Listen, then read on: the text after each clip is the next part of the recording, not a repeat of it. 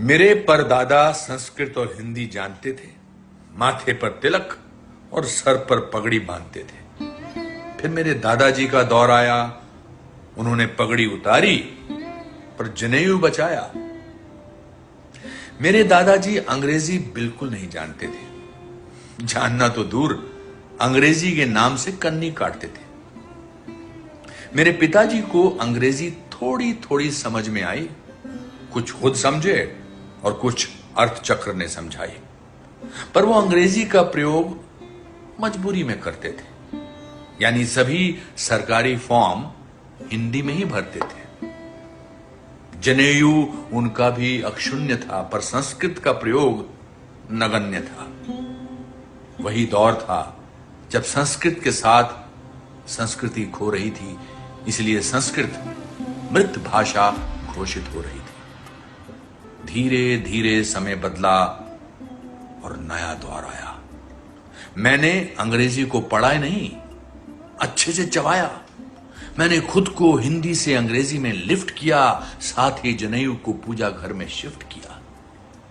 मैं बेवजह ही 2-4 वाक्य अंग्रेजी में झाड़ जाता हूं, शायद इसीलिए समाज में पढ़ा लिखा कहलाता हूं। और तो और मैंने बदल लिए हैं कई रिश्ते नाते।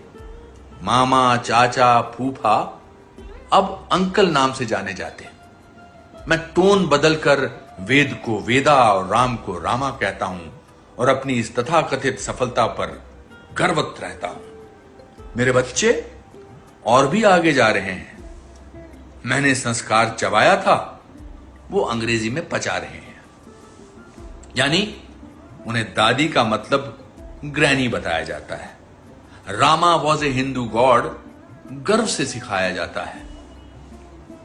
जब श्रीमती जी उन्हें पानी मतलब वाटर बताती है और अपनी इस प्रगति पर मंद ही मंद मुस्कुराती है। जाने क्यों मेरे पूजा घर की जीर्ण जनेऊ चिल्लाती है और मंद ही मंद कुछ मंत्र यूं ही बुदबुदाती है। कहती है, ये विकास भारत को कहां ले जा रहा है? संस्कार तो गल गए, अब भाषा को भी पचा रहा है। संस्कृत की तरह हिंदी भी एक दिन मृत घोषित हो जाएगी। शायद उस दिन भारत भूमि पूर्ण रूप से विकसित हो जाएगी।